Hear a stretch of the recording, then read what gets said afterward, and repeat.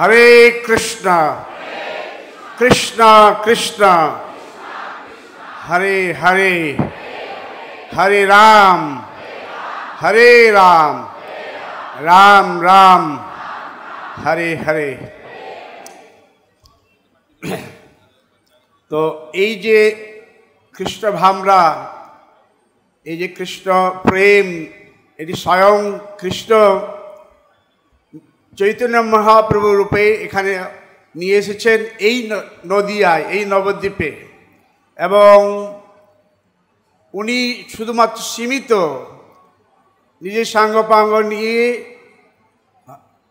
এই বঙ্গে প্রচার এবং বৃন্দাবন ধাম আবিষ্কৃত করলেন, এক্সকাভেশন রিনোভেশন ওনার স্বরগোষ্ঠীমের দ্বারা। অনেক ভক্তি গ্রন্থ রচনা করলেন গোস্বামীরা, কিন্তু সে সীমিত ছিল।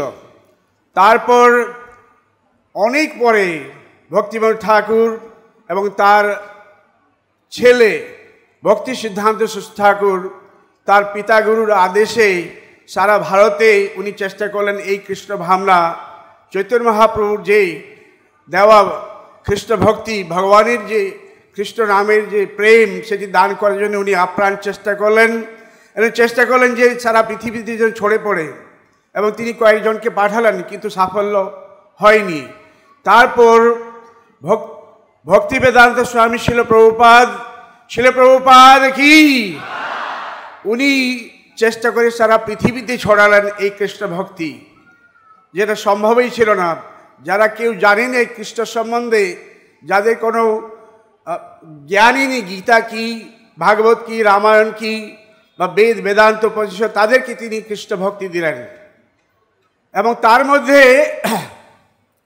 শিল প্রভুপাদ এই যে বড় একটা দায়িত্ব, মায়াপুরের দায়িত্ব, উনি শ্রীমৎ জয়পতাকা স্বামী শিল গুরু মহারাজকে দিলেন।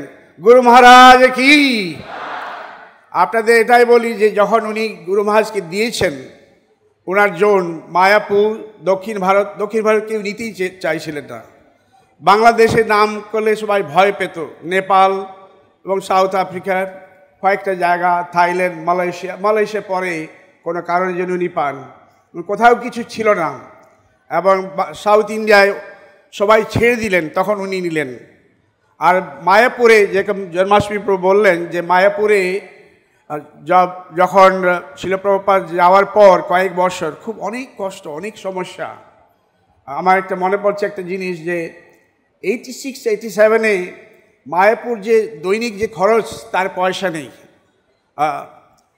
ভবানন্দ প্রভু চলে যাওয়ার পর তখনকার দিনে প্রায় 1,25,000 টাকা মায়াপুর খরচের জন্য লাগতো, সেই পয়সা নেই। কি করে চালাবে, সেই একটা বড় সমস্যা। সেই সময়ে সেটা বিরাট বড় একটা সমস্যা ছিল। কিন্তু সেরকম উনি সেটাকে ভয় পাননি। এটা ছেড়ে উনি চেষ্টা করলেন আরও কীভাবে প্রচার করা যায়। উনি সবাইকে ধরে কোনো কষ্ট করে সবার এই সাহায্য নিয়ে এই মায়াপুরকে গড়িয়ে তুলেছেন। এটা একটা সাধারণ জিনিস না। এখানে মায়াপুরে আপনার শুধু উৎসবে কয়েকশো ভক্ত আসতো, 300-400 ভক্ত মায়াপুরে আসতো। গুরু মহারাজের ব্যাস পূজা আমরা যখন করতাম, বড় জোর 100-150 ভক্ত। এখন আপনারা সবাই এসেছেন অনেক কষ্ট করে, আর এই যে গুরু মহারাজের কৃপা নিতে এসেছেন, গুরু মহারাজেরকে ভালোবাসেন এবং চান যে আপনারা গুরু মহারাজের যে দেওয়া আদেশ যেন আপনারা পালন করেন, আমরা যেন সবাই পালন করি। আর গুরু মহারাজের স্বাস্থ্যর ব্যাপারে, গুরু মহারাজের জীবনের ব্যাপারে যেটি যতটুকু আমরা বলি সেটা খুবই কম। উনার জীবন অলৌকিক, উনার জীবন দিব্য। যেহেতু উনি শিল প্রভুপাদের দেওয়া বাণীর জন্য উনি আপ্রাণ চেষ্টা, সবাই বলে, আমিও বলছি, আপনারা সবাই জানেন যে উনি যদিও ওনার স্বাস্থ্য খুব খারাপ, তবু উনি প্রতি মুহূর্তে উনি একটাই চেষ্টা করেন কিভাবে সেবা করা যায়। একদিকে ওনার ডায়ালিসিস চলে, একদিকে উনি প্রচার করেন, জুমে মিটিং করেন। এই হচ্ছে জয়পতাকা স্বামী। তো এই যে আপনারা অনেক কষ্ট করে গরমে এসেছেন, এখন ক্লাইমেট একটু ভালো, আমাদের এক শিষ্য হিসেবে কর্তব্য কি যেন আমরা এটা না ভুলি, এভাবে প্রচার করে চলি।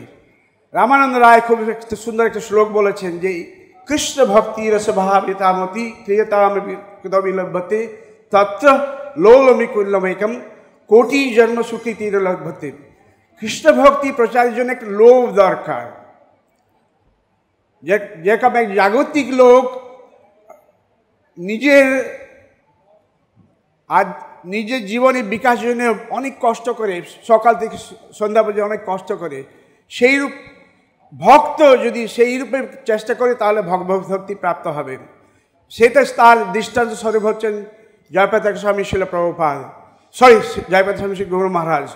উনি প্রভুপাদের আজ্ঞা বহন করে এত কিছু কষ্ট ঝঞ্ঝাট থাকা সত্ত্বেও, শরীরে এত সমস্যা, তবুও উনি সারা পৃথিবীর কথা চিন্তা করেন।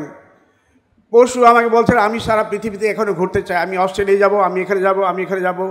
উনি কোনোদিন নিজের মন থামান না, কীভাবে প্রচার করা, কীভাবে সাহায্য করা যায়, কীভাবে প্রচার করে সেই চর্চা, সেই স্পিরিট আমাদেরকে রাখতে হবে।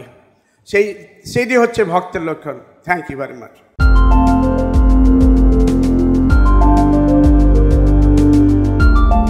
Thank you for watching our videos. Be sure to subscribe to our channel. We publish new videos every day, and don't forget to like and share our channel.